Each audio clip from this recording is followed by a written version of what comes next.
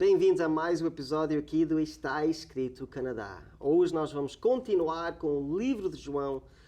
Nós estamos no meio do capítulo 12 e nós vamos falar uma história bem famosa, é da profecia de Jesus, a entrada dentro de Jerusalém. Então fica conosco aqui no Está Escrito Canadá.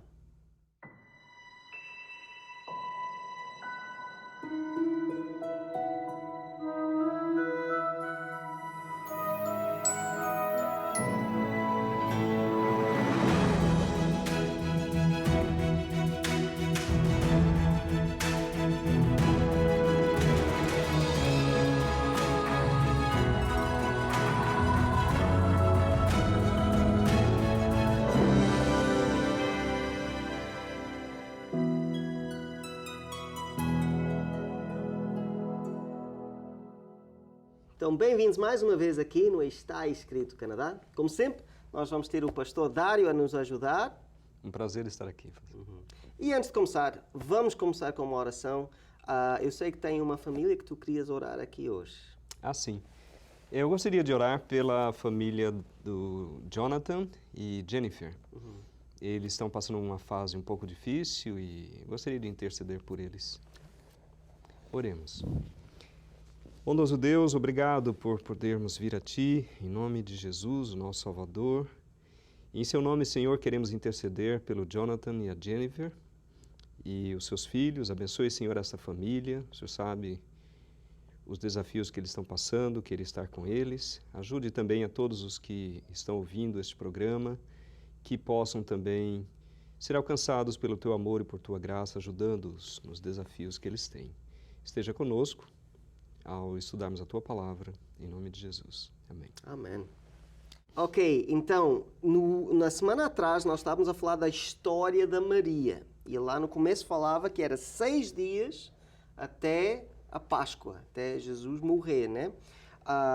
Agora nós vamos ver a história mesmo depois disso, que é no outro dia. Então é 5 dias antes da morte de Jesus. Aqui no livro de João, a grande parte do livro realmente é focado nesse evento, né? A morte de Jesus. E parece que nós estamos a ficar mais e mais perto dessa história. É isso mesmo. O que nós vamos ler hoje é bem diferente. A grande maioria da vida de Jesus, ele não queria estar assim à frente de todo o mundo, né? Ele gostava de ir para a casa da pessoa, ficar assim meio... Ele falava até para as pessoas, não dizem o que eu fiz aqui, né? Vai para o sacerdote, essas coisas. Mas nesta história vai ser diferente. Nesta história ele vai fazer uma entrada bem grande, né? Para Jerusalém, que é basicamente é como se fosse a última vez que ele ia entrar, né? Antes do sacrifício dele. Vamos ler então esta história bem diferente, mas o que nós podemos aprender com esta história. Lê para nós então os versículos 12 a 15. No dia seguinte, a grande multidão que tinha vindo para a festa ouviu falar que Jesus estava chegando a Jerusalém. Pegaram ramos de palmeiras e saíram ao seu encontro, gritando: Hosana, bendito é o que vem em nome do Senhor. Bendito é o Rei de Israel. Jesus conseguiu um jumentinho e montou nele, como está escrito: Não tenha medo, ó cidade de Sião. Eis que o seu rei vem, montado num jumentinho. Então, para mim, esta história é bem estranha, porque em outras partes da Bíblia, as pessoas diziam, vamos fazê-lo rei, né? E Jesus fugia, né? Saía da multidão, ia para as montanhas e essas coisas. Aqui não. Aqui ele aceita o louvor, né? Todo mundo está a gritar, está a cantar, olha o rei que está a entrar. E ele até faz com a profecia, né? A profecia que o rei ia entrar. Por que é que ele fez isso? Por que é que nós temos esta mudança aqui com Jesus aceitando esta entrada aqui? É interessante, imagino que os discípulos, eles ficassem pensando, né? Não entendendo o que estava acontecendo, porque Jesus sempre fazia questão de de não se mostrar, não mostrar tanto o que ele fazia, simplesmente ser bastante discreto. Mas Jesus estava bem perto de dar a sua vida pelo mundo, ser crucificado. Ali eram os seus últimos dias, com o povo, com os seus discípulos também. Então eu creio que neste momento era importante que as pessoas pudessem reconhecer, era aquele momento de reconhecimento do que era realmente Jesus, de tudo aquilo que ele tinha feito, dos milagres. Então foi um louvor que brotou do coração de todas aquelas pessoas que haviam experimentado o seu ministério. Eu creio que foi um momento em que Jesus deu esse direito a todos de comemorar tudo isso, de se alegrarem juntos e de exaltarem a ele como um rei, que no fundo e na verdade ele era o rei. Só que, é claro, pela profecia nós sabemos que ele precisaria entregar a sua vida pelo mundo. Mas esse foi um momento de glória, um momento especial que Jesus, eu creio que ele realmente aproveitou aquele momento junto com todos aqueles que haviam sido frutos do seu amor. E ele apreciou muito aquele momento, com certeza. É interessante porque o povo está aqui louvando, dizendo palavras bonitas, né? E num sentido eles estão certos, né? Como estavas a dizer, ele realmente é o rei. O problema aqui é que eles não entendiam a grandeza do reino dele. Aqui, o que estava na mente deles aqui está o rei dos judeus, né? Nós agora vamos ter um novo reino, Roma vai cair, o resto do mundo vai cair e nós vamos ser o povo do mundo, né? Só que Jesus, a missão dele é muito maior. Não é só o Deus dos judeus, ou o rei dos judeus, mas é o rei do mundo, né? Não é só a Roma ou isto que vai cair, mas é Satanás e o pecado e essas coisas todas. Mas é interessante que Jesus aqui não rejeita assim o louvor deles. Ele percebe que não está completamente certo, né? Eles ainda estão confusos, mas ele aceita eu penso que o que disseste está certo. É um momento realmente de louvor, de focar nas coisas positivas. Mas é interessante que nesta história aqui, que nós temos Jesus entrando dentro de Jerusalém, o povo que está concentrado em Jerusalém, Israel, Jesus está focado no mundo. E olha a história que entra aqui no versículo 20 a 22. E aqui mostra que realmente é maior do que só os judeus. Né? Deixa-me ler aqui, 20 a 22. Entre os que tinham ido adorar a Deus na festa da Páscoa estavam alguns gregos. Eles se aproximaram de Filipe, que era de Betsaida, da Galileia, com um pedido: Senhor, queremos ver Jesus. Filipe foi dizê-lo a André e os dois juntos o disseram a Jesus. Por que é que esta parte da história está aqui na Bíblia? Porque não é uma coisa importante, né? Pronto, algumas pessoas querem falar com Jesus. Todo mundo queria falar com Jesus, né? Isso não é a parte interessante. Por que é que estes versículos fazem parte desta história? Bom, eu creio que eles estão aqui para destacar um fator assim muito importante. Primeiro, que era a festa dos judeus, a Páscoa. E tudo bem, só que a questão dessas pessoas que eles queriam ver Jesus, o diferencial é que eles não eram judeus, eles eram gregos. Exatamente. Então eram pessoas estrangeiras, pessoas que os judeus também não valorizavam a fé deles, porque aquela mensagem, a Páscoa era para eles, era a festa deles. Porém nós vemos então essa lembrança aqui de João ao trazer essa história, mostrando que alguns gregos foram buscar a Jesus, queriam ver Jesus. E é uma lição muito grande para nós. Eu creio que Jesus, ele é o Salvador do mundo. Ele veio para salvar o que estava perdido, não apenas um povo, nem outro povo, ele não faz acepção de pessoas. E é muito bonito ver pessoas que, na visão da maioria, não tinham nada a ver com aquilo, que não teriam fé, querendo ver Jesus. estando abertos ao conhecimento de Jesus. E eu creio que esse é um ponto que podemos trazer para nós também, né? Devemos estar abertos e atentar como o poder de Jesus pode alcançar a todas as pessoas, até aqueles que nós achamos que não merecem ou que talvez não fazem parte do nosso povo, não têm esse privilégio, porém devemos entender de que Jesus chama a todos. E aqui alguns gregos estavam assim abertos ao conhecimento da salvação em Jesus. Isso é muito bonito. E como judeus, muitas vezes nós fazemos isso, como falaste, né? Muitas vezes, não, ele é muçulmano, ou é hindu, budista, ou até ateu, né? Deus nunca vai dar alguma coisa, nunca vai ouvir uma oração dessas. Mas aqui, como realmente era uma festa dos judeus, mas nós temos uns gregos. E Jesus não rejeita.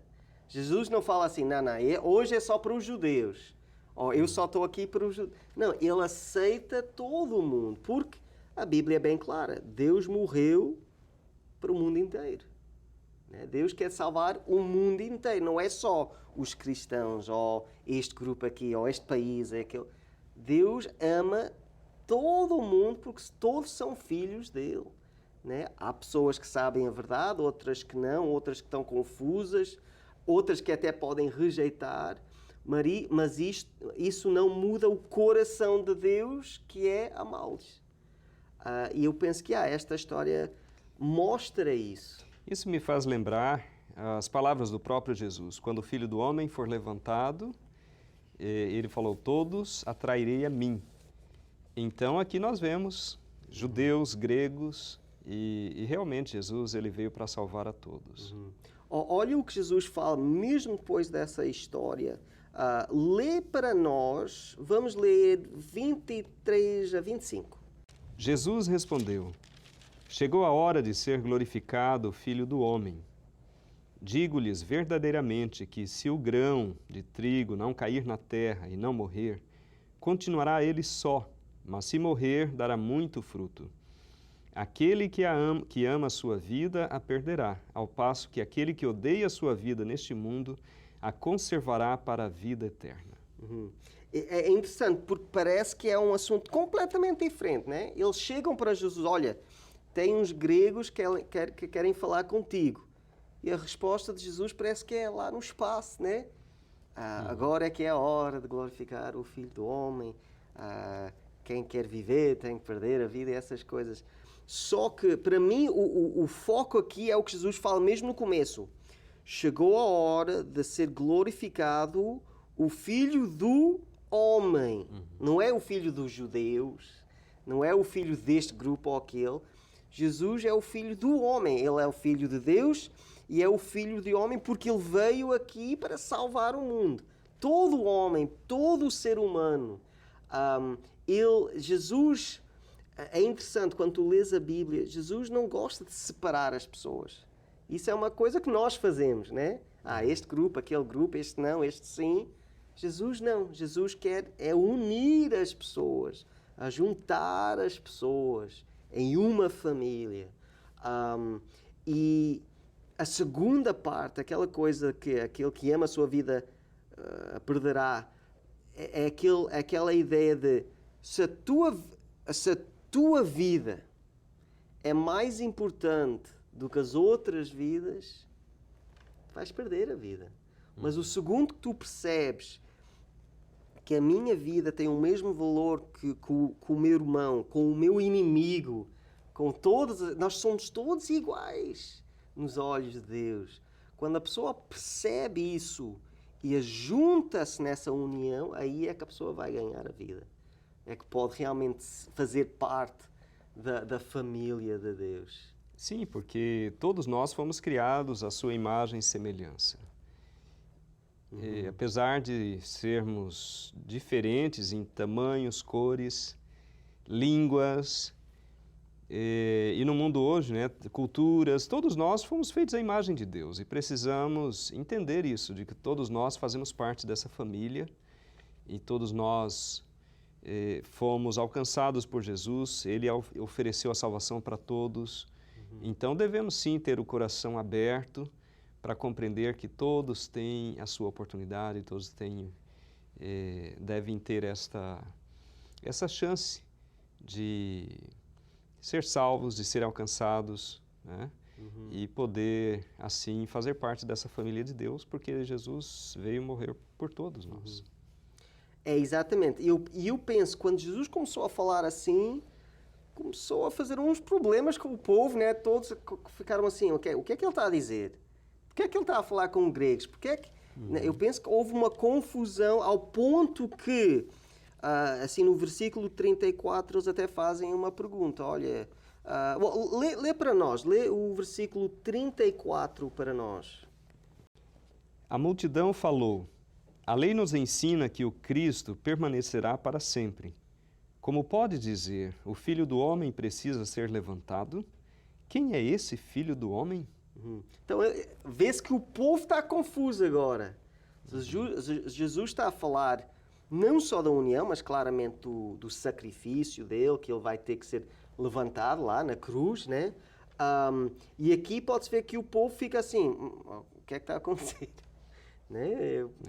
Era só para ser rei, né? Só para pôr uma coroa e pronto, está tudo ok. Mas não, eles estão a entender que Jesus tem outra ideia, né? Outra coisa na mente. Deixa-me ler a resposta aqui de Jesus, que é os versículos 35 e 36. Deixa-me ler aqui. Disse-lhe então Jesus: por mais um pouco de tempo a luz estará entre vocês. Andem enquanto vocês têm a luz, para que as trevas não os surpreendem, pois aquele que anda nas trevas não sabe para onde está indo. Creem na luz enquanto você tem, para que se tornem filhos da luz. Terminando de falar, Jesus saiu e ocultou-se deles. Então ele fala que ele nunca responde, né? Eles estão, mas quem é esta pessoa? E ele simplesmente fala assim: olha, vocês têm a luz. Amanhã não vão ter. Aquela ideia, né? Um dia esta luz não vai estar aqui. Se vocês não compreendem quando têm a luz, como é que vão entender na escuridão? Aceita a luz. Aceita o que eu estou a dizer. Mesmo se é um pouco confuso, mas aceita, porque se esta luz passar e vocês não fizeram essa escolha, estão numa escuridão, né? Ele estava falando da presença dele, né? A luz está com vocês, está entre vocês. Então, exatamente, eles tiveram ali a oportunidade de ver a luz, de ouvir as mensagens de Jesus, de poderem compreender, porém, muitos estavam com o coração fechado. Muitos que eram privilegiados por terem nascido ali como judeus, conhecerem a Escritura, haviam rejeitado. E aí nós vemos gregos, pessoas de fora, querendo ouvir, querendo encontrar Jesus, querendo a luz. Então... Mas isso também faz parte da profecia, né? A profecia dizia que o povo de Deus ia estar assim. Até podemos ler. Eu sei que tens uns versículos que querias ler aí, que fala mesmo sobre este assunto. Lê para nós, então. Sim, eu quero ler os versos 37 a 40. Mesmo depois que Jesus fez todos aqueles sinais miraculosos, não creram nele. Isso aconteceu para se cumprir a palavra do profeta Isaías, que disse: Senhor, quem creu em nossa mensagem e a quem foi revelado o braço do Senhor? Por esta razão eles não podiam crer, porque, como disse Isaías noutro lugar, cegou os seus olhos e endureceu-lhes o coração, para que não vejam com os olhos, nem entendam com o coração, nem se convertam e eu os cure. Que é muito triste, né? Aqui nós temos o povo de Deus, que tinha toda a verdade, toda a Bíblia na mão deles. Eles eram líderes dessa mensagem. Eles sabiam, assim, de memória as palavras. Sim. Veio Jesus, fez milagres, nunca pecou, nunca falou mal, nunca fez nada para trazer rancor no coração da pessoa. Tudo que ele fez foi bom. E o povo, os filhos de Deus, não só rejeitam, mas ficam inimigos mesmo. Eles querem matar a Jesus. E matar todos que estão ao redor, o Lázaro e os outros, né? É tão triste que o povo que andou com Deus tanto tempo e ficaram cegos.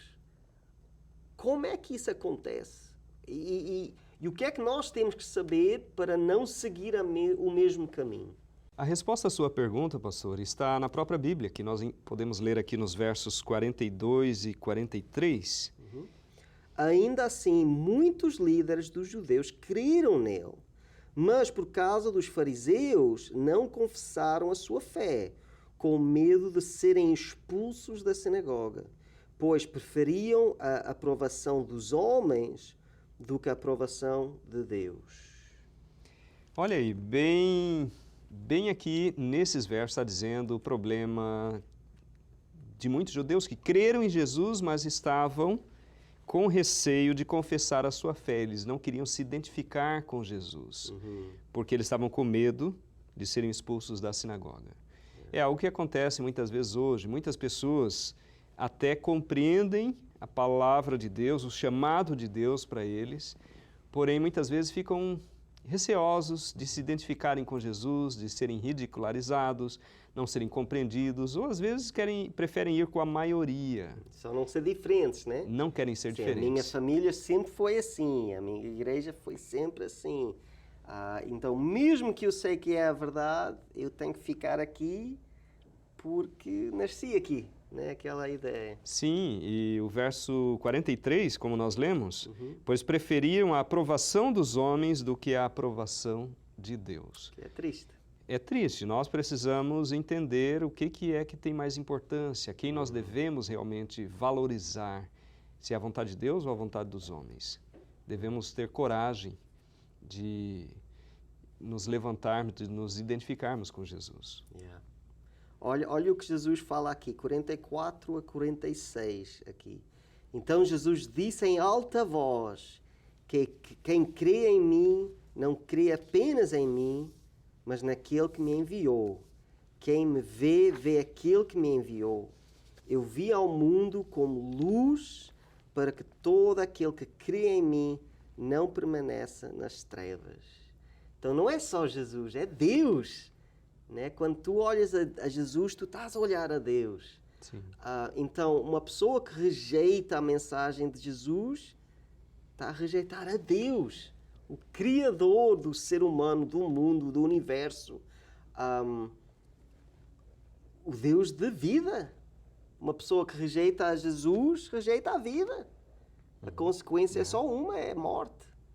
E é tão triste que aqui nós temos um Deus que nos ama, que faz tudo possível para nos salvar, e nós estamos mais focados nas coisas que as pessoas estão a dizer do que na vida, do que em Deus. É bem claro a avaliação errada que nós fazemos como seres humanos. Como que nós vamos colocar a nossa confiança em outros seres humanos tão frágeis como nós, que não têm uma compreensão completa de todas as coisas, não têm uma visão completa, não têm graça, não têm poder para resolver nenhum problema além dessa realidade humana? Nós precisamos colocar a nossa confiança em Deus, que é aquele que nos criou, aquele que mantém todas as coisas neste mundo funcionando, o universo, né? Então é muito mais seguro, e por isso eu creio que vale a pena nós nos colocarmos do lado de Deus, mesmo que em alguns momentos nós tenhamos que rejeitar o lado humano ou as sugestões humanas, porque Deus vem em primeiro lugar. Lê os últimos versículos aqui, isto vai ser, para mim é a mensagem principal agora, lê o 47 até o fim. Se alguém ouve as minhas palavras e não lhes obedece, eu não o julgo, pois não vim para julgar o mundo, mas para salvá-lo. Há um juiz para quem me rejeita e não aceita as minhas palavras. A própria palavra que proferi o condenará no último dia. Pois não falei por mim mesmo, mas o Pai que me enviou me ordenou o que dizer e o que falar. Sei que o seu mandamento é a vida eterna, portanto, o que eu digo é exatamente o que o Pai me mandou dizer. Então é isso. Né? Jesus fala, olha, Se alguém ouve as minhas palavras, hoje nós falamos a palavra de Deus. Jesus falou para nós hoje, olha, eu sou a luz. Se tu crês em mim, então segue essa luz. Não vale crer na palavra de Jesus, mas ouvir e seguir as palavras dos homens.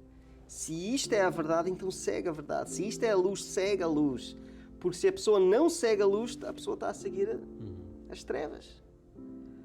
E hoje, cada pessoa tem que fazer essa decisão. Eu vou seguir a luz, vou seguir a verdade, vou seguir a palavra de Deus, vou seguir a Jesus, ou vou seguir o mundo? É isso que todos nós, até nós dois, né? Todos os dias temos que fazer essa decisão, mas todos nós temos que fazer essa decisão. Vamos orar, que nós podemos fazer a escolha certa. Vamos orar. Deus, nós estamos aqui hoje, ouvimos a Tua voz, ouvimos a Tua mensagem. Tu és a luz, Tu és a salvação, Tu és a vida, e qualquer outra coisa é só trevas. Deus, há muitas pessoas que estão a ouvir a Tua voz aqui hoje, que leram a Tua palavra. Deus, eu peço que Tu podes tocar no coração deles, que eles possam fazer a escolha certa, que eles possam seguir a luz e seguir a vida, seguir a Ti. É isto que eu peço, em nome de Jesus. Amém. Seguir a Jesus é uma oportunidade que todos nós temos de expressar a nossa liberdade religiosa, a nossa liberdade de pensamento. E é importante que nós aproveitemos isso e desfrutemos desta liberdade. Eu quero oferecer a vocês gratuitamente esta revista que fala sobre isso, o cristão e a liberdade religiosa, para que você receba, apenas anote as informações que aparecerão na tela. Visite o nosso website www.estaescrito.ca. Lá você terá acesso ao programa de hoje, a todos os programas em nosso arquivo e poderá solicitar gratuitamente nossa oferta de hoje. Se desejar, solicite sua oferta gratuita escrevendo para nós. Está escrito, Box 2010, Oshawa, Ontário, L1H 7V4. Ou envie e-mail para info@estaescrito.ca.